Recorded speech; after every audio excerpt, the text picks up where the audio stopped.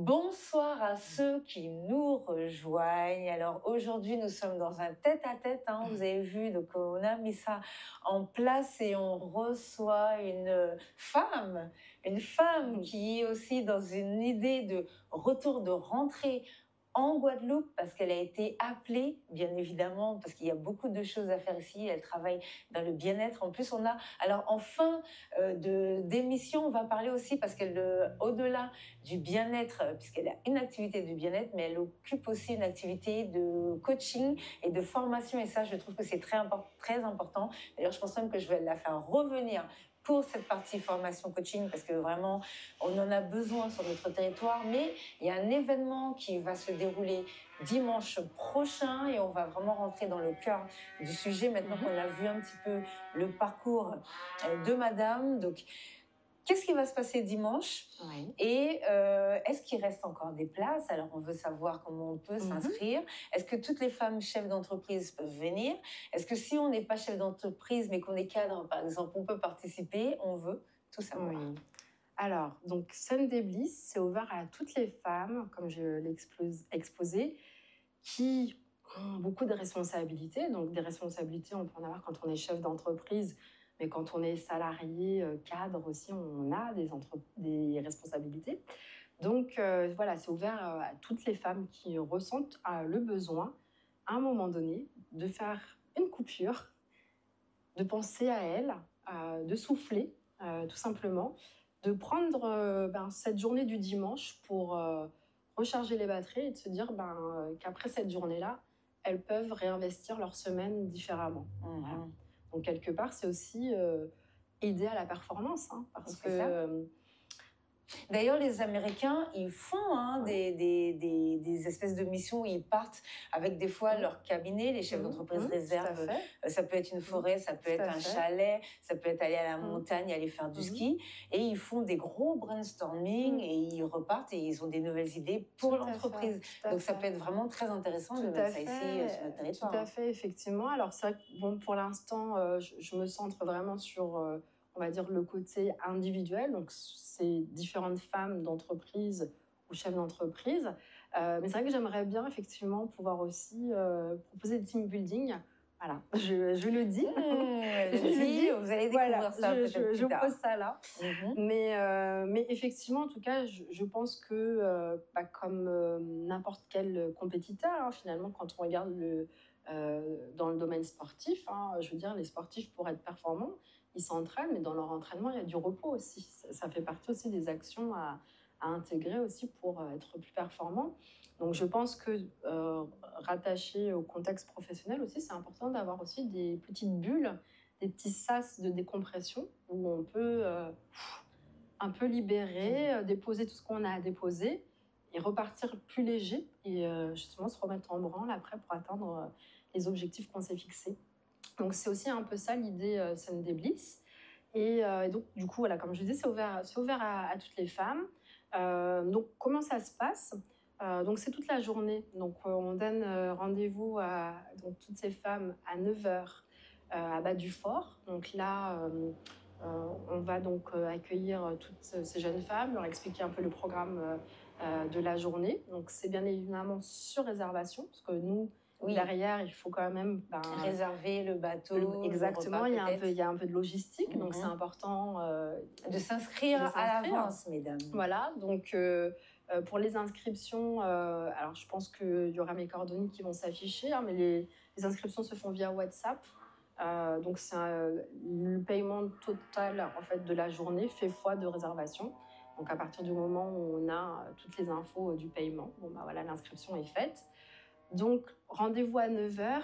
Voilà, on demande aux personnes d'arriver 30 minutes, dernier carat, avant pour être sûr qu'on parte tout ensemble. Soyez à l'heure, n'est-ce pas?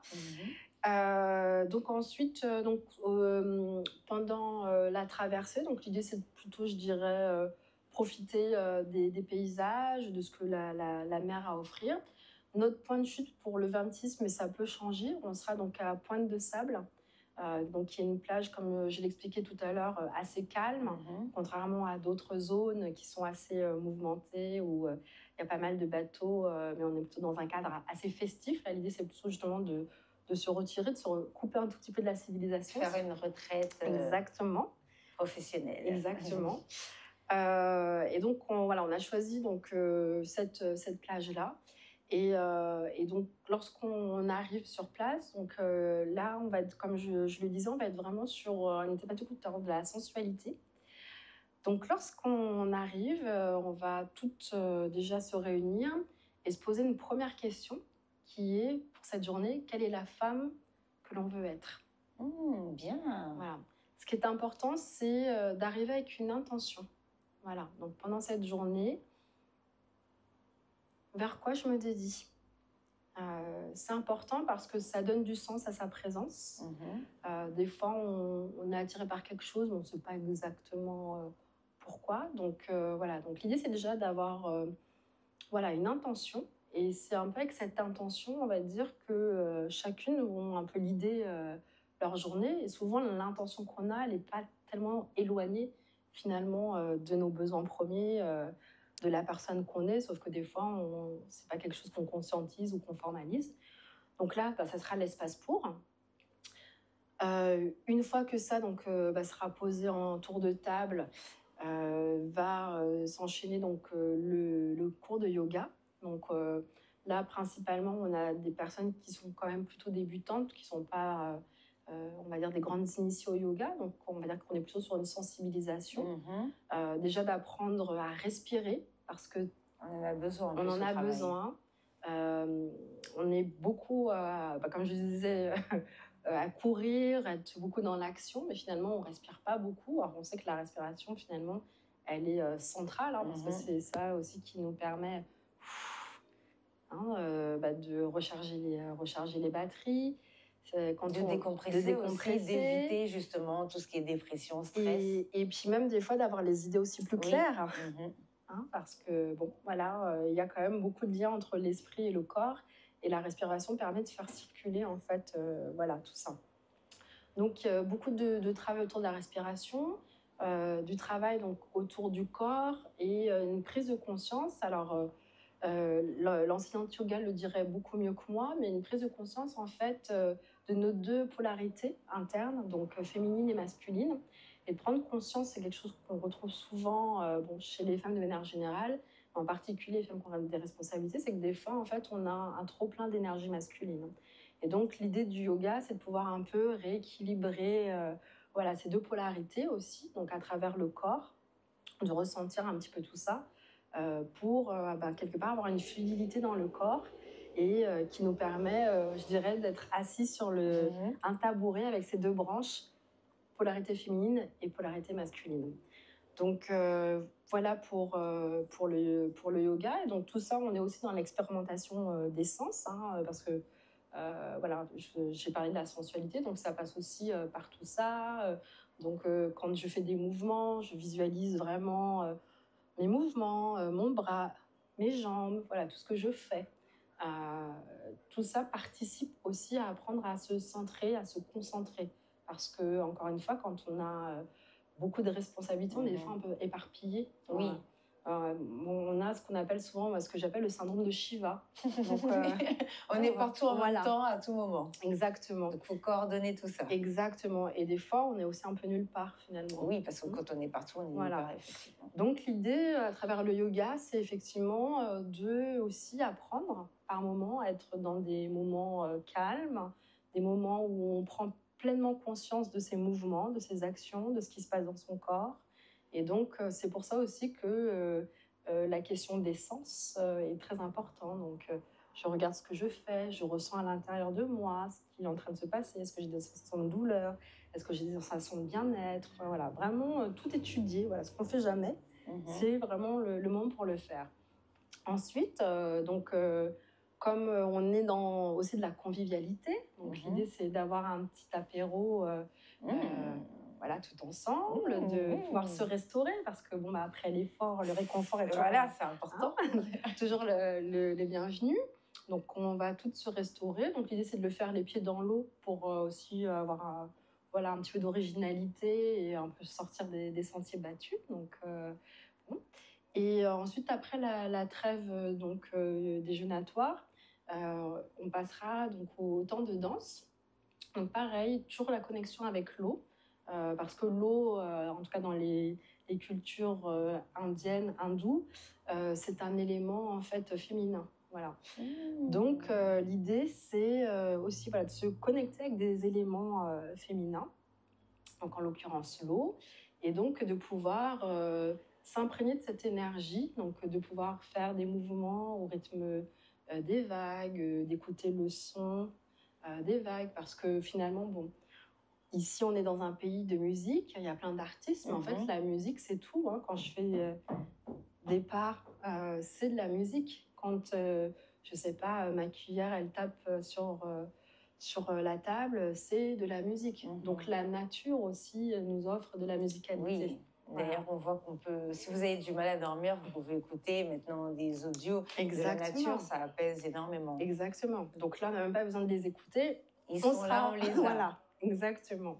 Donc c'est un peu l'idée, donc de pouvoir vraiment se laisser bercer par cette mélodie de la mer, et de commencer aussi à pouvoir ressentir son corps, s'autoriser à le mouvoir comme on a envie de le mouvoir, parce que des fois, on a aussi beaucoup de freins. Et donc les freins, comme je le disais tout à l'heure, le corps et la tête sont liés. Donc les freins, des fois, que j'ai dans mon corps, c'est aussi les freins que j'ai là-haut.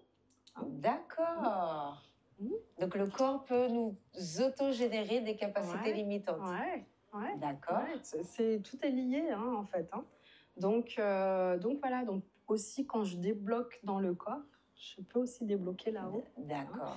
Et pareil, les professionnels voilà, de la morphopsychologie le diront beaucoup mieux que moi, mais notre gestuelle, notre rapport au corps, notre manière de nous mouvoir dit beaucoup de choses aussi de ce qui se passe voilà, dans notre esprit. Donc des fois, on peut avoir le sentiment de ne pas avoir d'équilibre, par exemple, ou d'être raide, avoir des limitations, voilà, je ne sais pas, moi, pour faire un grand écart, lever une jambe, etc. Mais ce qu'on peut appeler de la souplesse. Et des fois, ça peut être aussi en lien avec la souplesse d'esprit qu'on a, par exemple.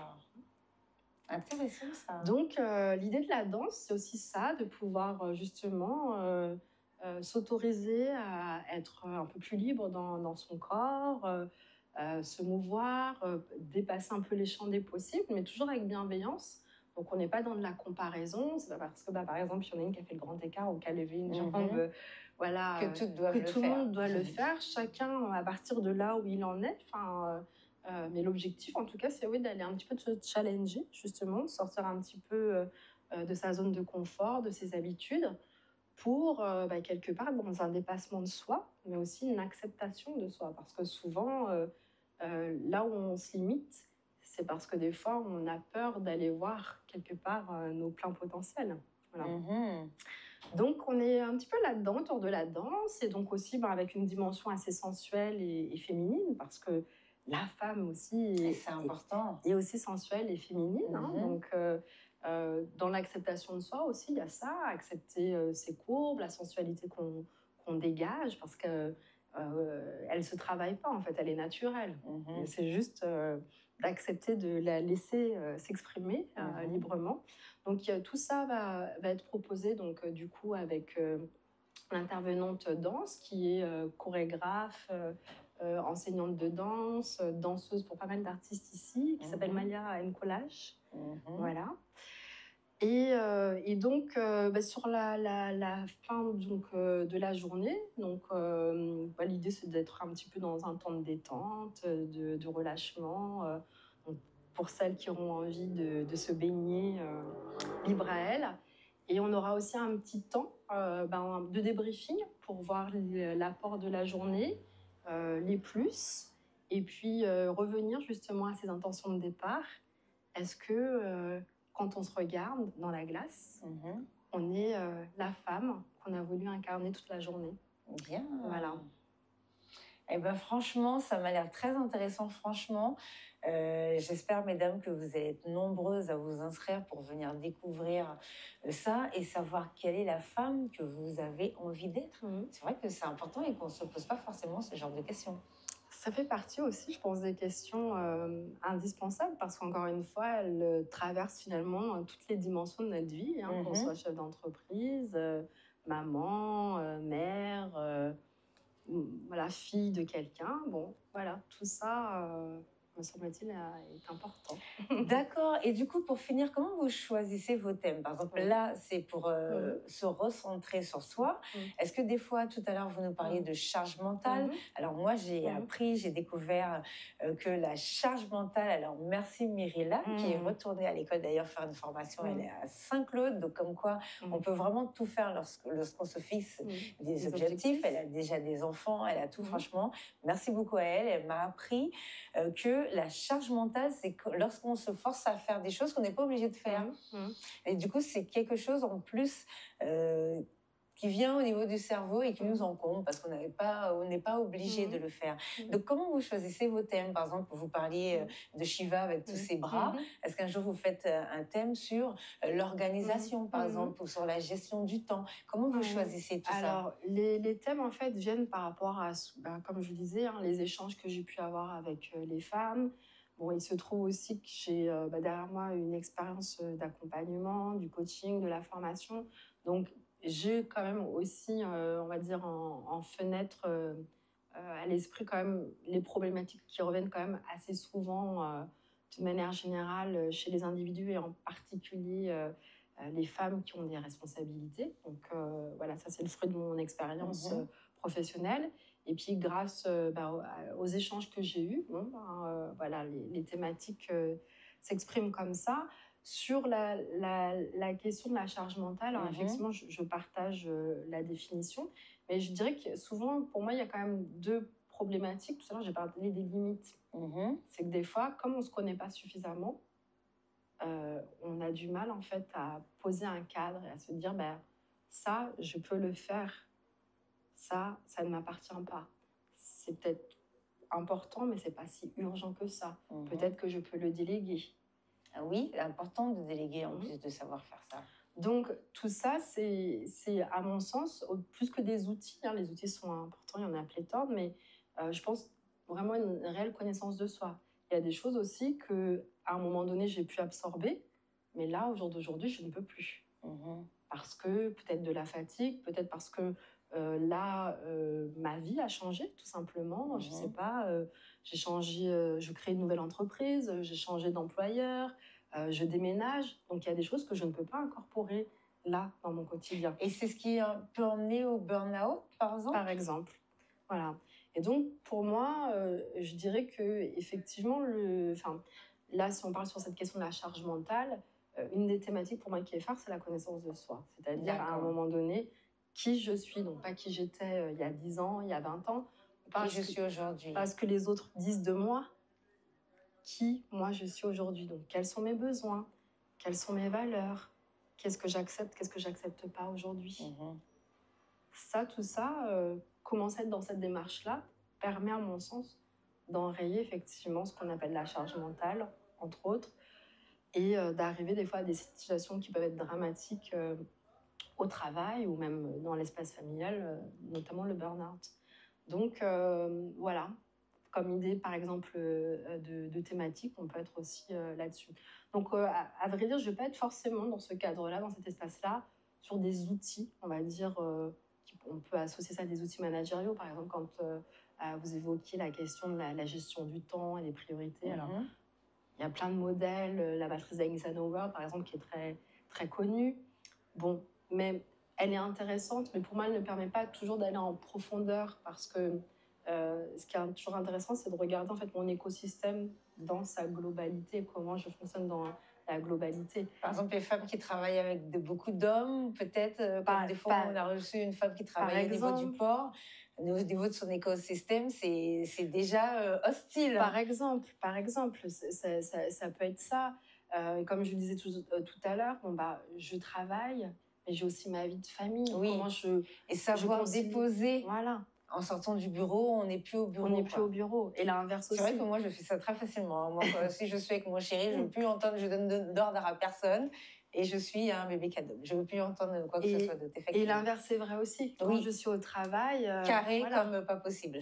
Donc, c'est pour ça que les outils sont intéressants, mais pour moi, je trouve que quand on est vraiment sur des temps comme ça, qui sont quand même assez longs, on est sur des formats une journée ou des formats une semaine, je pense que c'est important vraiment d'appréhender les choses un peu de manière globale, parce que comme je disais, en fait, nos vies, enfin nos moments de vie, nos champs de vie, en fait, sont interdépendants. Rien n'est jamais dissocié, en Effectivement, fait. Voilà. oui, puisqu'on le voit quand on arrive en sortant du travail, si on est déjà énervé, il faut savoir effectivement ne pas entrer avec cet énervement à la maison. Donc, qu'est-ce que je fais justement entre le moment où je sors du travail et le moment où j'arrive à la maison? Là, j'ai une émotion qui m'habite. Qu'est-ce que je mets en place pour ne pas décharger chez moi? C'est ça. Après, ça nous crée des autres problèmes, effectivement, qui ne sont pas nécessaires. Voilà. Et ça remène à la charge mentale. C'est ce que j'allais dire. Voilà. Et charge mentale et burn-out, effectivement. Voilà. Effectivement, donc très, très intéressant. Donc, rendez-vous dimanche. On rappelle comment on fait pour s'inscrire? Donc, pour s'inscrire, c'est très simple. Donc, vous aurez donc mon téléphone WhatsApp, WhatsApp Business. Donc, je n'ai pas besoin de le donner là. Oui, ça va s'afficher, vous inquiétez pas. Donc le WhatsApp Business, vous m'envoyez un petit message donc, pour vous positionner sur la date du 26, sachant que le nombre de places est limité. Oui. Donc là, il nous reste 5 places à date. Voilà, donc il faut se dépêcher, ça part vite. Vous m'envoyez un petit message, vous aurez du coup toutes les informations, le lien de paiement. Une fois que le paiement est fait avec vos coordonnées, vous êtes inscrite. Voilà. Bon, ben, c'est parfait. Je voudrais ouvrir une petite parenthèse avant qu'on ne rende l'antenne. Vous êtes aussi dans la formation. Oui. Alors, comment ça s'est passé? Comment on rentre dans la formation et qu'est-ce que vous constatez par rapport à notre secteur en Guadeloupe? Oui. Alors, moi, effectivement, je suis dans la formation depuis 2008. Donc, ça commence à faire beaucoup. Là, ça commence à être une professionnelle de la formation. À partir de 10 000 heures, on est vraiment spécialisé. Oui, donc ça fait un petit moment. Donc, comme je l'ai expliqué auparavant, moi, j'ai commencé dans l'éducation des jeunes enfants. Donc, au départ, j'avais pour mission de monter des projets éducatifs à destination des enfants, d'accompagner les équipes. Et puis, très rapidement, je suis confrontée un peu à un écueil qui est la lassitude professionnelle, de me rendre compte qu'on n'avait pas beaucoup de moyens finalement pour mener à bien nos projets éducatifs. Et en revanche, j'ai toujours pris beaucoup de plaisir à accompagner les équipes. Et j'ai commencé comme ça à mettre en place des petits modules de formation en interne.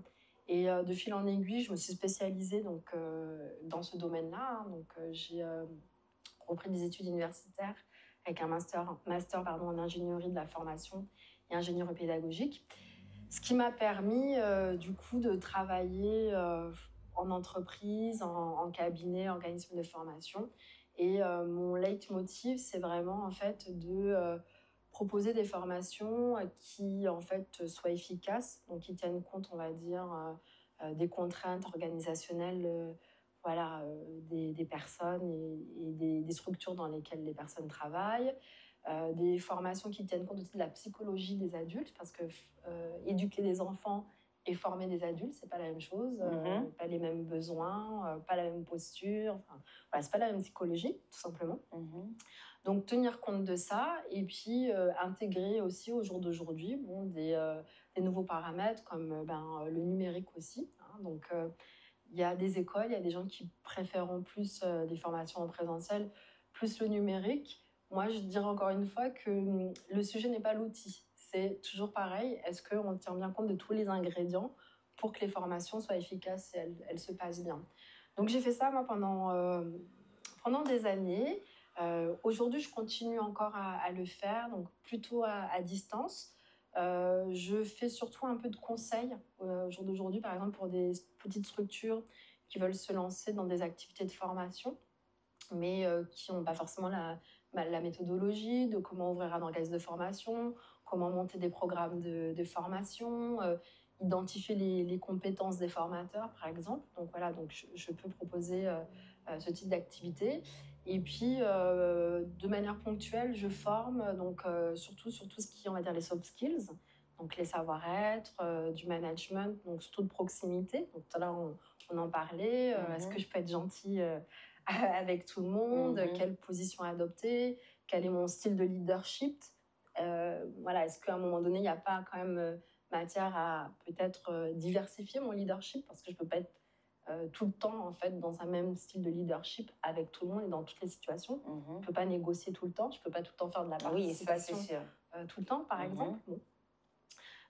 Donc voilà, je propose aussi des bilans de compétences, donc qui là sont plutôt dédiés à des personnes qui à un moment de leur parcours professionnel sont en réflexion, sont un peu en doute. On sait qu'au bout de 5 ans, en général... On a envie de se réorienter en vérité. Voilà. On a un peu fait le tour de ce qu'on devait voir sur un poste de travail. Donc, en général, voilà, il y a un peu de lassitude, un peu d'ennui, une perte de motivation.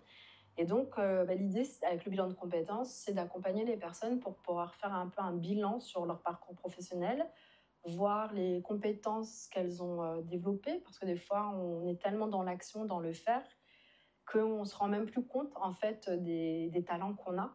Il y a des choses qui nous paraissent tellement évidentes que du coup, c'est même pas conscientisé. Donc, on va aller regarder un peu tout ça et surtout aller regarder notre fil conducteur, notre cohérence. Parce que des fois, on peut avoir l'impression qu'on a un parcours qui nous emmène d'un point A à un point B à un point C. Et on a l'impression que rien n'est connecté, alors qu'en fait, si, il y a une cohérence. Et donc, c'est cette cohérence qui permet à un moment donné d'aller identifier quelle va être la prochaine étape pour nous, la prochaine étape de formation, la prochaine activité professionnelle, voilà. Donc, voilà ce que je propose aussi dans le cadre de la formation. D'accord, merci beaucoup. On la refera revenir en plateau cette fois, puisque ça va être plus, vous savez, un petit peu plus professionnel, on va dire, pour cette partie formation. C'est très intéressant. Et comme ça, vous aurez tous les éléments nécessaires. Vous pourrez vous former, faire des bilans de compétences, pourquoi pas, vous réorienter au niveau professionnel. Il n'y a pas de souci. En attendant, moi, je vous dis rendez-vous dimanche. Et je vais vous laisser, on va rendre l'antenne. Est-ce que vous voulez rapidement dire quelque chose de Guadeloupéen? Écoutez, moi je vous attends toutes. Je vous attends toutes le 26 octobre de 9h à 18h pour la Somme des Bliss. Et si ce n'est pas pour celle-ci, il y en aura encore plein d'autres. Donc restez connectés sur Kabaoui. Ah ben voilà, elle a dit la fameuse phrase que je dis tout le temps, sauf que moi c'est rester connecté sur Canal 10.